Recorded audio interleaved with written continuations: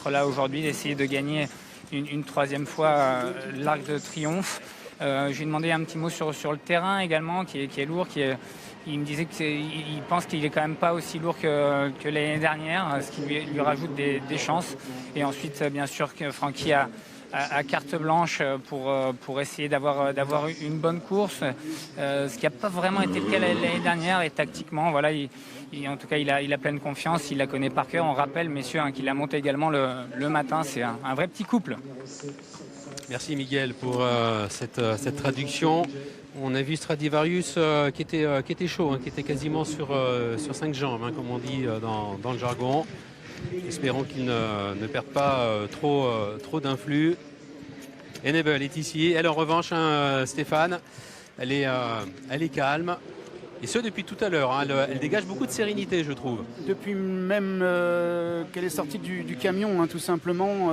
C'est vrai qu'elle est en magnifique état. On l'avait vu splendide quand elle a couru sa dernière tentative, qu'elle a gagné sa dernière sortie dans les St. Petersburg Stakes en Grande-Bretagne.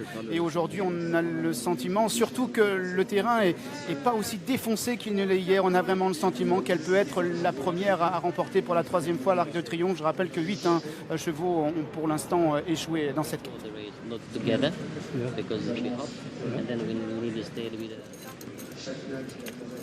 Ouais, la piste est moins pénible qu'hier, effectivement, ce que nous confiait d'ailleurs Michael Barzalona à l'issue de sa victoire en ouverture de réunion avec Silly Way dans le Qatar Prix Jean-Luc Lagardère. On a vu passer Chachnak, le numéro 11, qui se présente ici comme un outsider. Inswoop, le numéro 12. Alors c'est sûr qu'il va en doubler quelques-uns, plusieurs même, dans la ligne droite. Maintenant, ne sera-t-il pas trop loin au début de cette ligne droite? Nous verrons bien. Et enfin Rabia, le numéro 15. Pouliche estimé par Jean-Claude Rouget, qui aurait pu gagner le prix de Diane si elle avait bénéficié ce jour-là d'un meilleur parcours. Mais c'est ainsi. It's racing, c'est la règle du jeu. Le parcours a son importance. Christophe, je vous ai vu regarder attentivement Enable se déplacer dans le rond de présentation. Là, que vous inspire-t-elle? À la beau poil. À la beau poil, elle est magnifique. On a vu les images quand elle descendait du camion. On a vu une jument avec beaucoup de force, profonde, qui marchait très bien, fit. Et pas trop lourde, oui, parce que John Dresen, il a dit, j'ai eu du mal à lui faire perdre du poids au printemps. Son métabolisme a changé, mais là, c'est vrai qu'elle a l'air fit. Ouais, elle a l'air très fit. Elle est vraiment resplendissante. Comme il disait, elle est dans son grand poids de forme. Et c'est vrai, je trouve la pouliche fantastique, fabuleuse. Et puis elle est en train d'amorcer, Alexandre, une sorte de pas espagnol. Elle se prend pour Zenyatta en plus. Ouais, c'est vrai qu'elle dégage beaucoup de choses, elle dégage beaucoup de classe.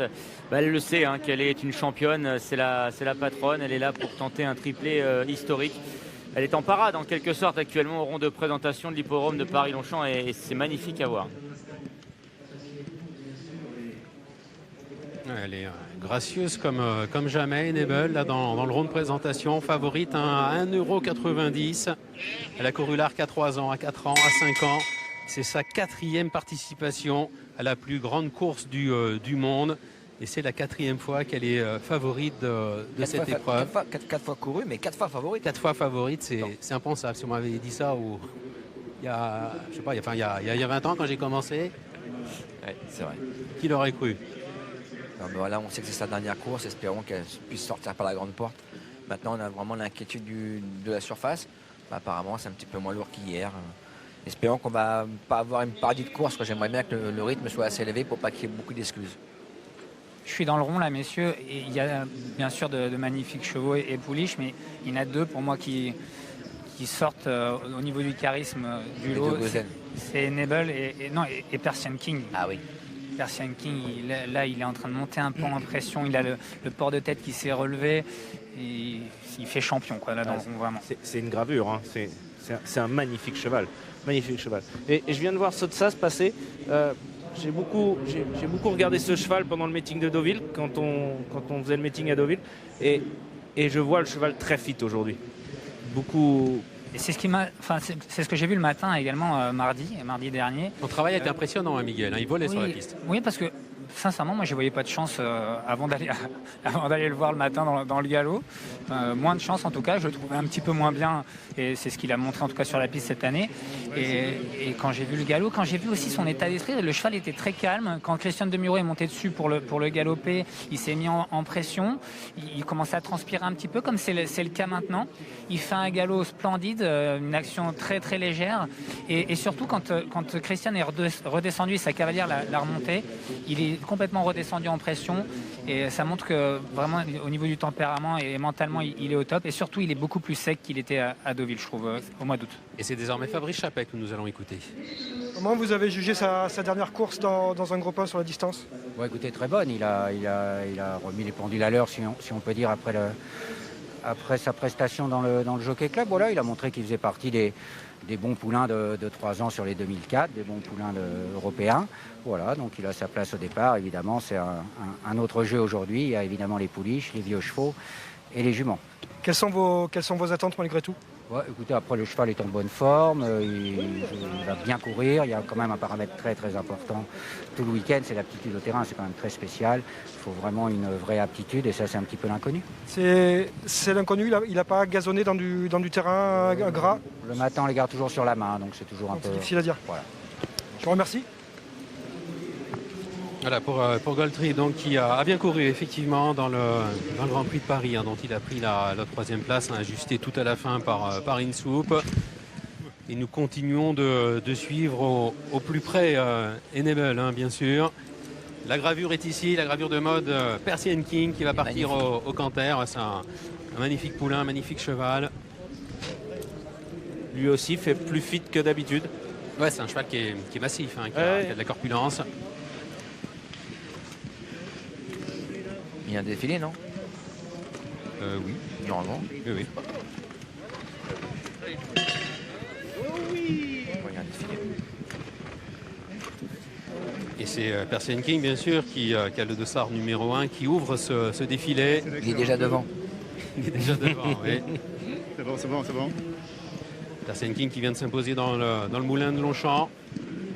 Dans l'histoire de l'Arc, il y a un cheval qui avait couru avant l'Arc, le moulin de Longchamp, c'est But Enchanté, qui s'était classé 3e.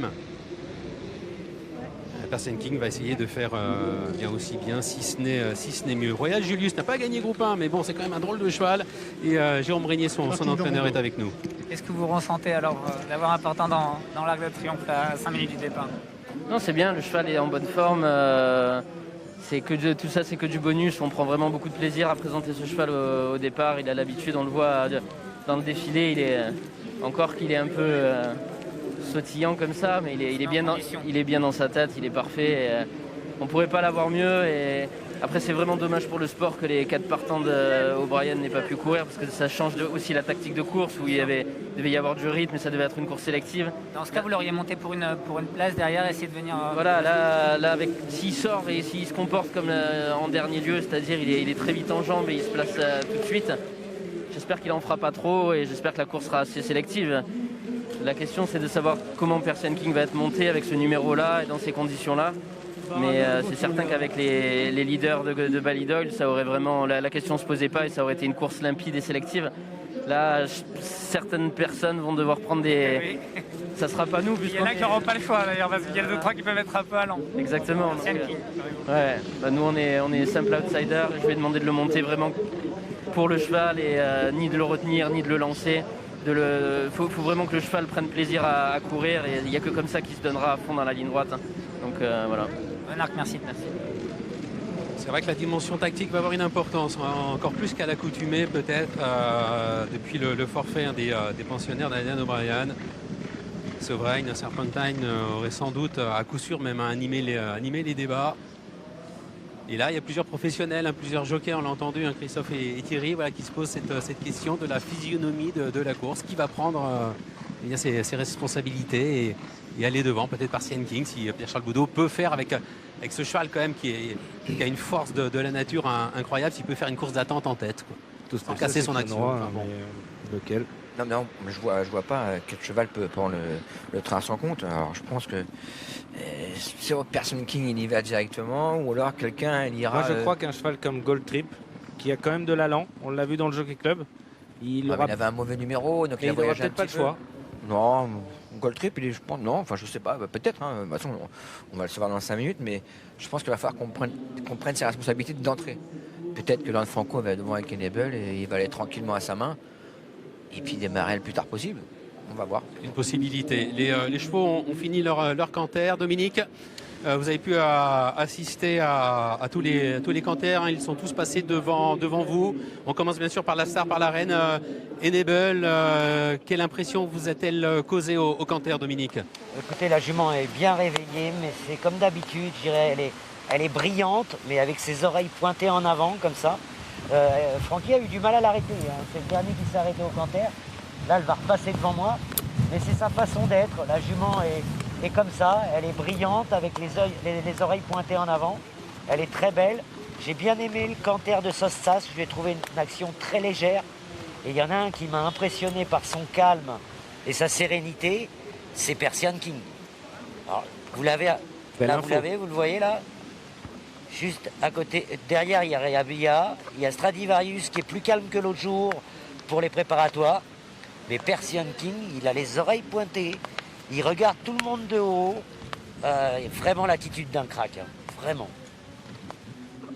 Ah, ce serait du André Fabre dans le texte, hein, cela dit. Si Persian King venait à s'imposer, passer d'un moulin de Longchamp sur 1600 mètres à 3 semaines plus tard, le Qatar Prix de l'Arc de Triomphe sur 2004, distance que Persian King découvre, ce serait du jamais vu. Oui, comme ce que souvent André Fabre a fait d'ailleurs. Mais nos amis anglais, ils ont quand même l'habitude de faire ça quand même, hein. Ils gagnent les Guinées à Newmarket et ils vont courir le Derby d'Epsom derrière, hein. C'est pas une impossibilité, hein. Je suis d'accord, mais on le fait aussi pour nous aussi avec les poules et le Diane ou le Jockey Club. Maintenant, c'est l'Arc. Oui, c'est l'Arc, oui. C'est l'Arc. Si moi je fais ça, on va me prendre pour un fou. André Fabre, il peut être encore le génie qu'on le connaît. Il l'a déjà fait avec Lopé de Vega, hein, qui était passé de 1600 mètres à 2004. Il l'a fait avec un Tello. Oui, mais un Tello avait couru le Prince d'Orange sur 2000 avant. Et il l'a fait avec Manduro également. Et Manduro avait quand même couru le Prix Foix. Un Tello, il a couru le Jockey Club. Oui, il a couru le Jockey Club qu'il a ramené sur le... Non, mais il a couru ensuite 16, Messidor et Jacques Lemarois. Alors Dominique a deux chevaux qui sont parfois un peu compliqués, Stradivarius et Way to Paris. Comment se comportent-ils? Ils ne sont pas encore arrivés. Je vois le gris là-bas, Way to Paris qui est tout au fond, enfin qui n'est pas encore dans l'aire de départ à proprement parler. Oui, il est resté à l'écart Yorit. Stradivarius, je le trouve plus calme que la dernière fois. La dernière fois, il était beaucoup plus chaud. Il s'occupait beaucoup plus des autres chevaux. Peut-être un peu de fraîcheur la dernière fois, vu qu'il faisait une rentrée. Et là, les deux chevaux ont l'air parfaits. Il n'y a rien qui les dérange. Stradivarius est carrément à côté de Guèdre. Donc, mais voilà, Christophe va faire comme Francky la dernière fois. Il va rester là, regarder le cheval. Il a les oreilles pointées sur les tribunes. Il regarde, il s'informe de ce qui se passe. Mais il est très calme. Il est beaucoup plus calme que l'autre jour.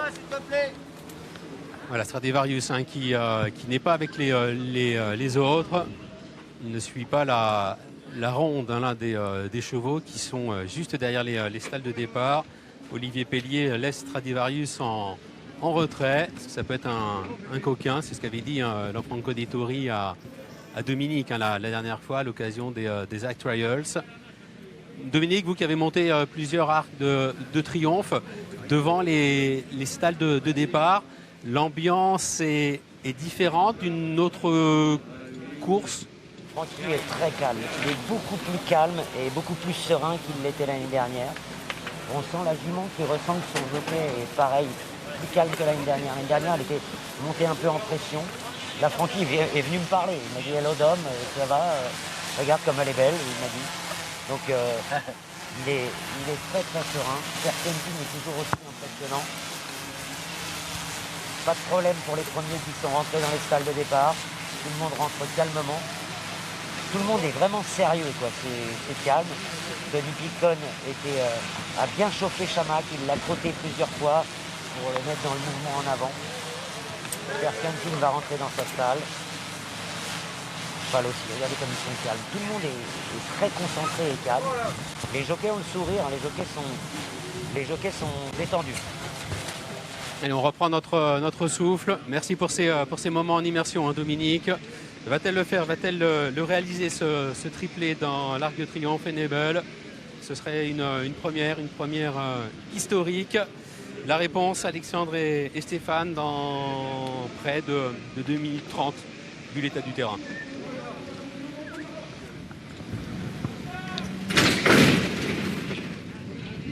Et les voilà partis pour les plus beaux 2400 mètres de l'année. Le Qatar Prix de l'Arc de Triomphe. Persian King a pris un excellent départ comme Insoup qui vient à la corde et Rabia qui est en 3e place alors que Sotsas vient 4e. La grande championne Enable vient maintenant en 5e position accompagnée par Gold Trip alors que Shashnak progresse en dehors avec le champion Stayer Stradivarius qui se rapproche à l'extérieur. Pour l'instant, le numéro 2, Royal Julius Kazakh Blanche-Toc Noir est en avant-dernière position.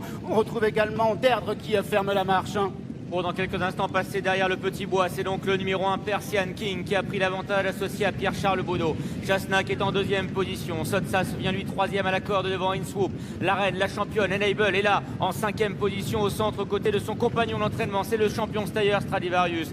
Gold Trip est à l'arrière avec Rabia, le gris Way to Paris, Royal Julius et la japonaise Derdre qui ferme la marche. Bientôt le haut de la montée avec Persian King qui est le meilleur, Pierre-Charles Baudot qui reprend son partenaire Sotsas et dans son sillage. Shashnak est en 3e position accompagné par Enable qui est 4e, Insoup et Roland Thomas qui galopent à la corde et viennent devant le gris, c'est le 3 Way to Paris, Stradivarius galopant à l'extérieur, toque jaune avec Rabia. On retrouve ensuite Gold Trip ainsi que Derdre ou encore le numéro 2 Royal Julius. La descente est abordée en tête par là, c'est Persian King en 2e position, se trouve toujours Shashnak à hauteur de Sotsas qui est à la corde.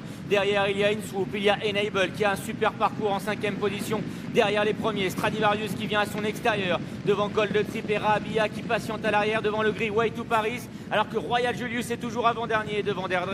La fausse ligne droite, Pierre-Charles Baudot qui a regardé sur sa gauche, il a Shashnak dans son dos, Sotsas, Enable se rapproche, elle est 4e devant Stradivarius accompagné par le numéro 12 Insoup ainsi que le numéro 10 Gold Trip alors que Way to Paris, Derdre et Royal Julius viennent ensuite dans cet ordre. Pour sortir de la fausse ligne droite dans quelques instants et aborder la dernière ligne droite, Persian King qui est le meilleur, Shashnak qui met la pression maintenant à son extérieur, Sotsas qui est là tout près en 3e position devant les deux Gosden, devant la reine Enable, devant le champion Stayer Stradivarius. À l'arrière il y a toujours Insoup qui patiente avec Rabia, Gold Trip, derrière également Way to Paris, Derdre ou encore Royal Julius. Ils accélèrent maintenant, Persian King est à la corde avec Stradivarius qui vient à l'extérieur avec Shashnak qui est 3e, Gold Trip qui progresse en dehors et puis Enable, des concurrents qui sont malchanceux et Persian King repart depuis belle maintenant. Persian King qui est là avec Sotsas et Gold Trip, le numéro 10 qui est lancé par Stéphane Pasquier. Sotsas de plus en plus fort qui vient au centre de la piste avec Gold Trip et puis Insoup maintenant qui progresse à l'intérieur avec Ronan Thomas qui se rapproche maintenant de Sotsas, mais Sotsas repart et Sotsas qui va triompher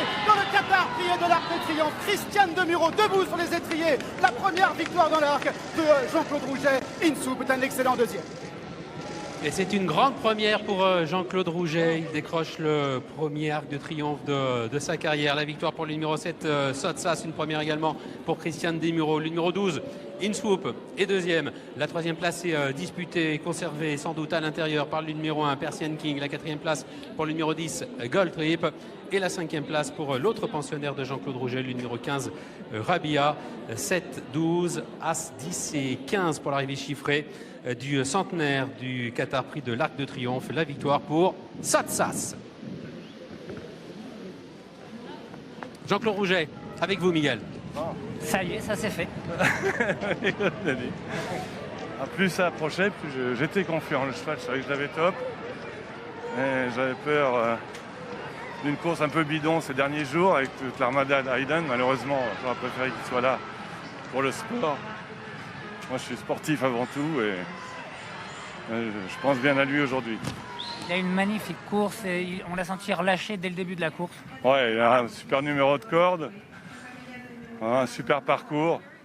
J'avais dit d'attendre au maximum. Je trouvais que l'an dernier, il était venu un peu tôt entrer de la ligne droite. Et là, il a démarré juste où il fallait. Ah, c'est top. Ben voilà. Est-ce que vous réalisez que vous avez gagné l'Arc de Triomphe? Ça fait longtemps dans votre palmarès, c'est quelque chose qui va être vraiment indescriptible, je suppose. Oui, parce qu'on avait gagné les autres classiques, on n'avait pas gagné cette course-là. Mais bon, voilà. C'est formidable, je suis surtout content pour le cheval, pour Monsieur Brandt. L'année était un peu difficile. L'année était difficile pour tout le monde, pour lui en particulier. Je savais que je n'avais pas retrouvé le cheval toute l'année et que là, je l'avais bien. Voilà, donc après, il faut la gagner. Merci, Yoritz. Après, il faut la gagner, c'est jamais facile. Hein. Enable, on ne l'a jamais vu venir tellement. Vous sent ému? Bah ouais, parce que c'est quand même une course. Il court bien.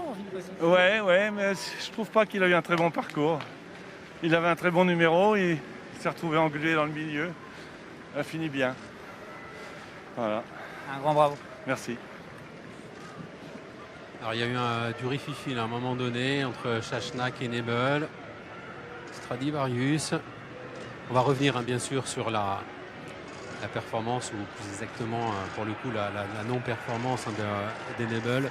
Et priorité là au vainqueur avec Sotsas.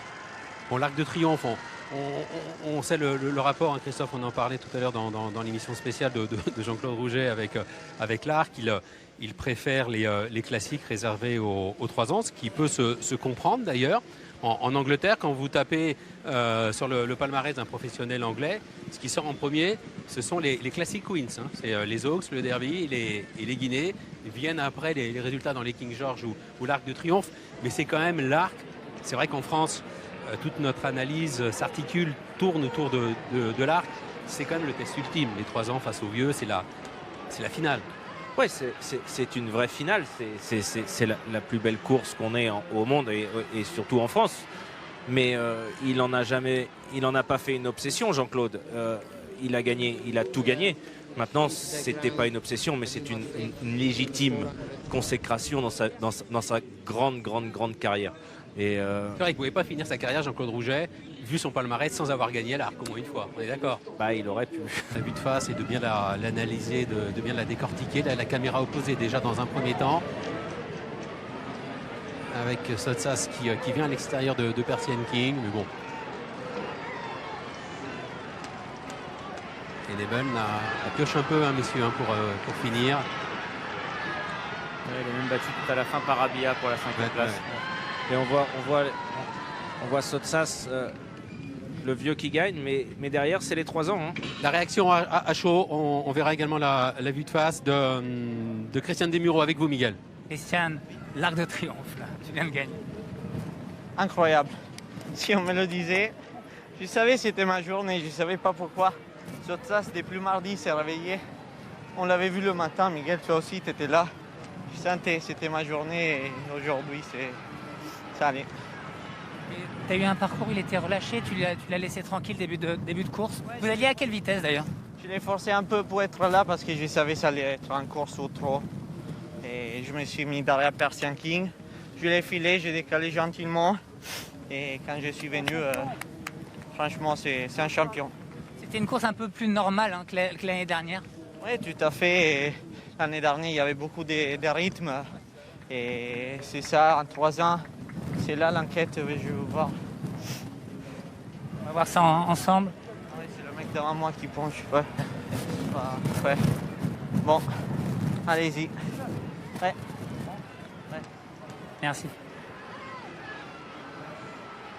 Il n'a pas à être inquiet, hein, Christian Desmureaux, je ne crois pas. On a dit Ça, face, hein, Thierry. Non, mais non, je pense que c'est Persian King qui malheureusement penche un petit peu sur sa gauche au moment de l'effort.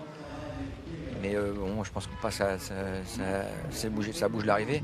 Voilà, sur ça, Christian, il nous explique qu'il a monté un petit peu comme l'an dernier dans le Jockey Club. Il a marqué Persian King à la culotte.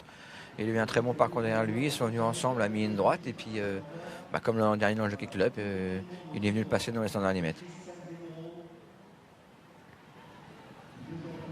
Schnack a quand même été vraiment gêné. Oui, là oui, sur le gros plan qu'il y avait, on a vu effectivement Tony Picon. C'est comme la VAR, hein, les images ralenti, ça amplifie l'image. Mais là, on dirait que Persian King berce un tout petit peu sur sa droite et que là, à ce moment-là, Christian avait décidé de venir là à ce moment-là. Et il y a Frankie avec Stradivarius, il y a Gold Trip qui sert un petit peu en dehors. Bon, il y a quelques petites bagues. Il n'y a pas de notion de monde dangereux, je pense, pour intervenir dans la façon dont Christian Desmureaux est venu à l'extérieur, en plus un peu déporté par Persian King. Il y en a un qui confirme ses gros progrès, c'est Inchloop, il est deuxième, tout près.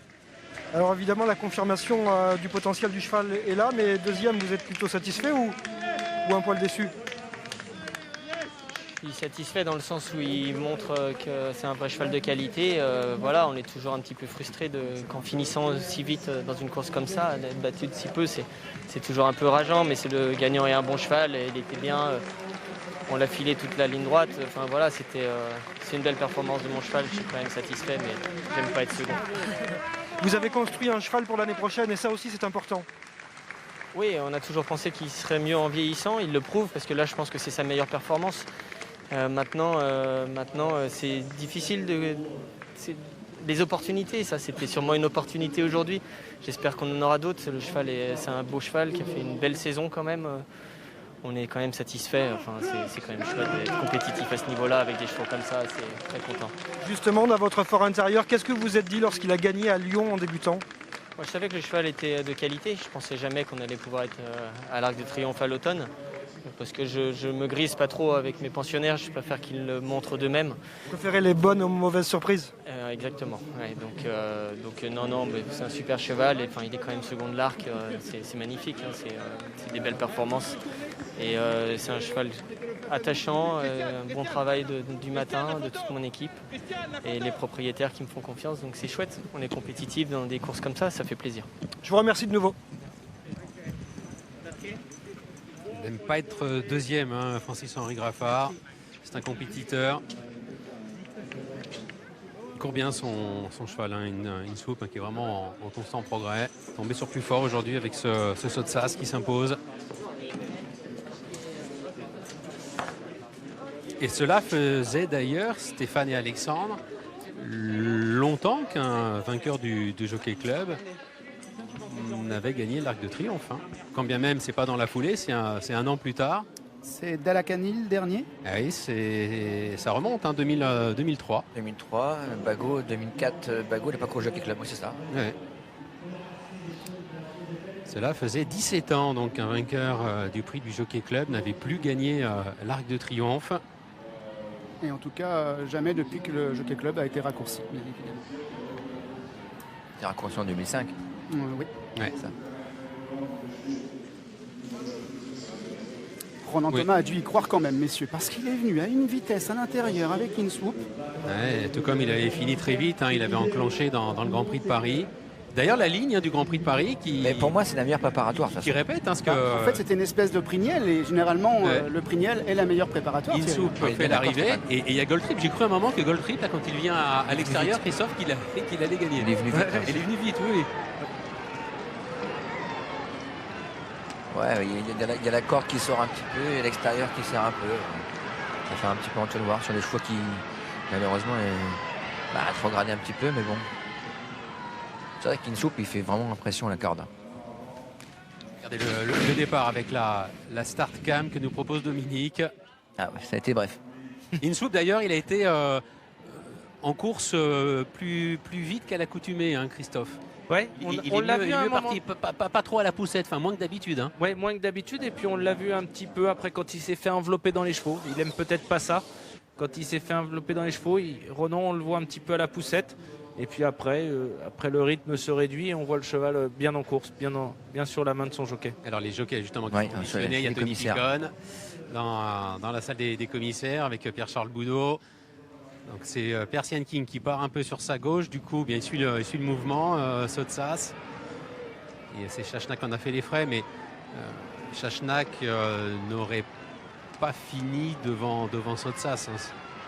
Avec la nouvelle règle, aujourd'hui, Ah non, mais avec la nouvelle règle, il n'y aura pas de distancement, ça c'est une certitude. Ça c'est une certitude. Non, parce qu'il n'y a pas de Non, il n'y a pas de monde dangereux qui intervient. Aujourd'hui, je pense que les commissaires essayent de regarder s'il n'y a pas eu une grave erreur et une montre dangereuse d'un des concurrents. Je ne sais pas si Pierre Chavez se bâton du bon côté, est-ce qu'il n'a pas fait suffisamment redresser son cheval, mais ça va être juste des remontrances, des mises à pied, des amendes, mais l'arrivée de la course, pour moi, il n'y a aucun doute, ça ne va pas bouger. Et puis, il y a aussi cet effet, Thierry, tu le sais mieux que personne, du cheval qui n'a pas trop de gaz et qui subit les chevaux qui sont en accélérant. S'il y a un peu plus de gaz, ils sont les uns sur les autres, mais ils contrent. Oui, là il explose parce qu'il a plus de ressources, quoi. ça laisse penser à ça en tout cas. Mais bon, Oui. ça prouve quand même qu'ils n'ont pas été très vite parce qu'en ligne droite, ils ont mis un uppercut. Gold Trip est venu très vite. Sotsas a vraiment mis un bon coup de rein et Person King un petit peu sur ses fins pour finir. Mais les 2004 aujourd'hui, ça ne m'ont pas posé de problème. Non, et puis on l'a vu tout au long du parcours, les oreilles pointées. Comme prévu. Comme tu l'aurais monté, Thierry. Exactement. Persian King a aussi donc hérité des aptitudes de sa souche maternelle. On retrouve, on vous a montré le Pédigré tout à l'heure dans l'émission spéciale, on y retrouve donc peintre célèbre, Pushkin, Policymaker, respectivement lauréat du Maurice de Neuil et du Grand Prix de Deauville. Mais la vérité, on ne la saura jamais. Si les représentants de l'équipe O'Brien avaient couru aujourd'hui, il y aurait eu beaucoup plus de rythme dans l'épreuve. Mogul, il les a pas regardés, une soupe et Gold Trip. C'est pourtant vrai. Ben oui, il les a pas regardés, donc on ne sait pas. Mogul, il les a bien battus. Est-ce qu'il y aurait eu plus de rythme? Est-ce que ça aurait permis à une soupe de venir passer Sotsas? Enfin, tout ça. On ne saura jamais. On ne saura jamais. Ce qu'on sait, c'est que c'est un débat qui n'a pas lieu d'avoir lieu. A gagné le Qatar Prix de l'Arc de Triomphe. Au même titre que dans le Grefful, j'ai battu une soupe et je suis battu par Gold Trip. Je ne saurais jamais ce que j'aurais pu faire dans l'arc avec un fouille. Voilà, par exemple. Ah, t'aurais peut-être dû courir.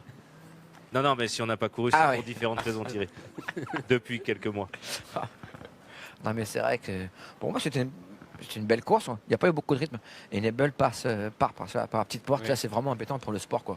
Qu'elle soit battue, c'est un fait. Mais là, pendant toute la course, je me suis dit, Franco, il a monté un peu plus patiemment. Il s'est mis en 4e position. Il avait Stradivarius à gauche, donc je savais qu'il pouvait sortir à n'importe quel moment.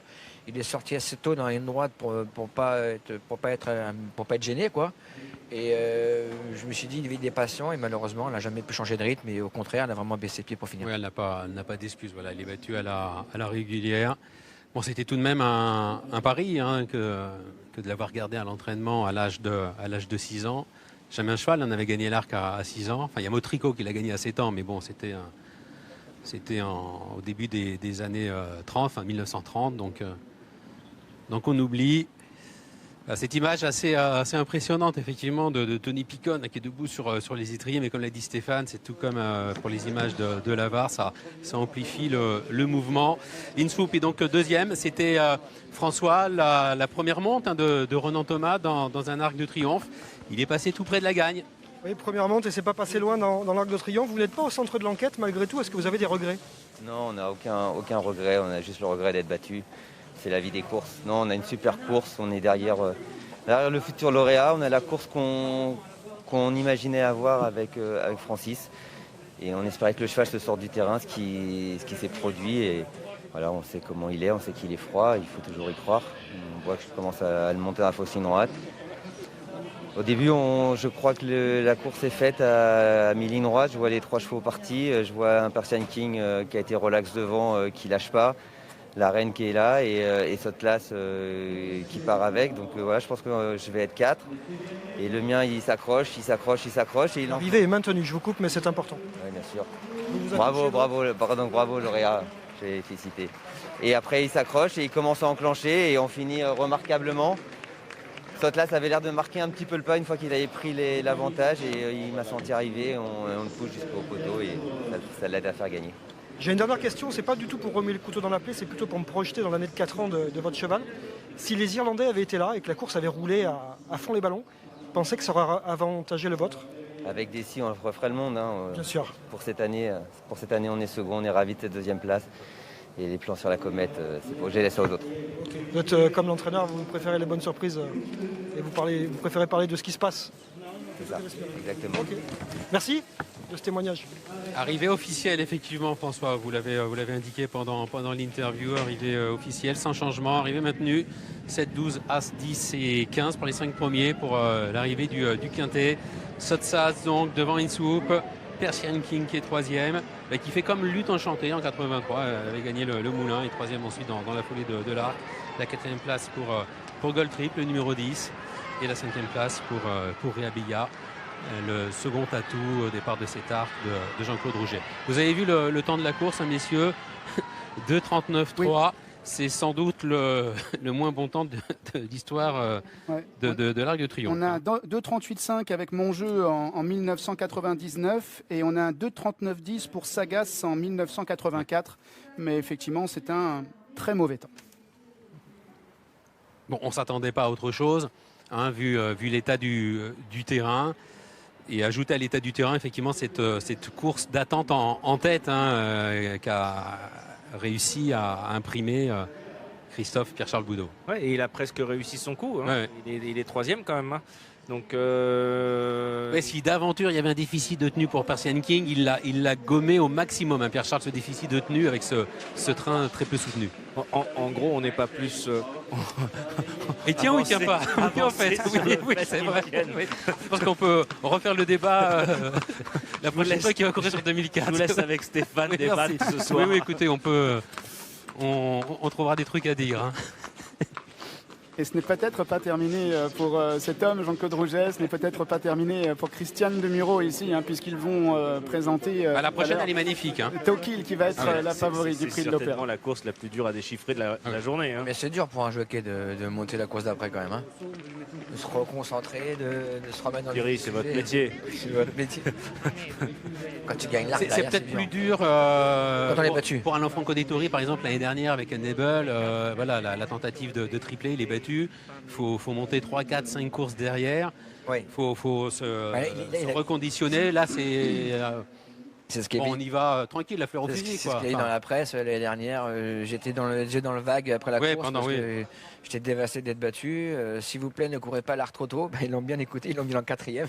Mais je ne sais pas combien de courses il lui reste à monter. Mais là, il va être associé à la grande gloire. Avant la consécration aujourd'hui de Sotsas, c'était pas une grande histoire d'amour entre l'Arc et Jean-Claude Rouget pour différentes raisons. On se souvient de la Cressonnière, hein, Christophe, que Jean-Claude avait préparé, préservé, réservé pour l'Arc et qui s'était accidenté. Almanzor qui aurait pu courir l'Arc, lui du coup il avait été programmé pour les Champions Stakes. Il y a eu Valira qui était sans doute une pouliche d'Arc qui s'est accidenté mortellement à la fin du mois d'août à Deauville. On a vu ses stats, hein, seulement en 12 ou 13 participations, enfin peu importe, seulement une 3e place l'année passée déjà avec Sotsas. Et l'Arc et Jean-Claude Rouget sont enfin réconciliés. Ils sont réconciliés. Voilà, il faut un cheval d'exception, il faut un cheval dur, un cheval qui arrive le jour J. On arrive au mois d'octobre, les chevaux peuvent vite basculer dans l'hiver. Et il a vite basculé de bon côté parce qu'il a quand même montré un visage tout autre tout au long de l'année. Et il s'est déclenché en Irlande. Il a pris une bonne 4e place. Il a comblé pas mal de terrain pour finir. Et son dernier travail est exceptionnel. Il est passé du bon côté au bon moment. Au bon moment. Et moi, comme je vous disais tout à l'heure, je l'ai vu tout l'été. Je trouvais le cheval un peu rond, gros. Il avait beaucoup de matière sur lui. Il fallait qu'il perde du poids. Et progressivement, on l'a vu un peu s'affiner. Et aujourd'hui, il était vraiment fabuleux. La Marseillaise, on écoute.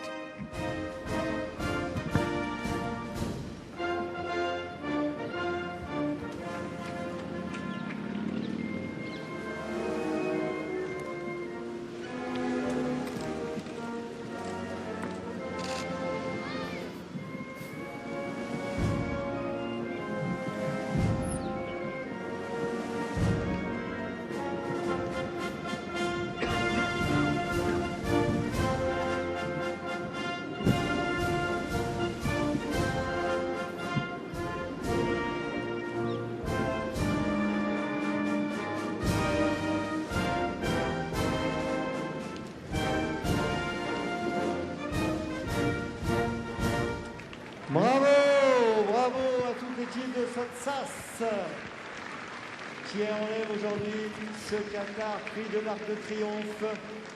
Des applaudissements, plein d'applaudissements à l'issue de la Marseillaise pour saluer, pour féliciter tout l'entourage de Sotsas qui s'impose donc bien pour le centenaire du Qatar prix de l'Arc de Triomphe, la 99e édition, puisqu'en 39 et en 40 l'Arc ne s'est pas couru. La 100e édition, bien, ce sera l'année prochaine.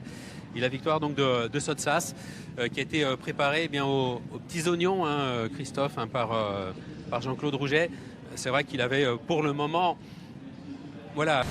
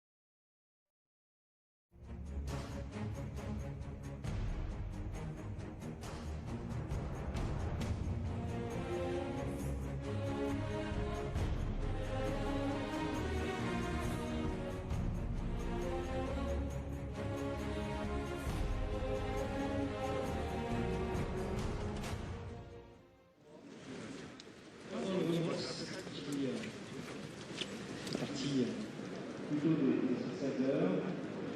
Alors, parmi les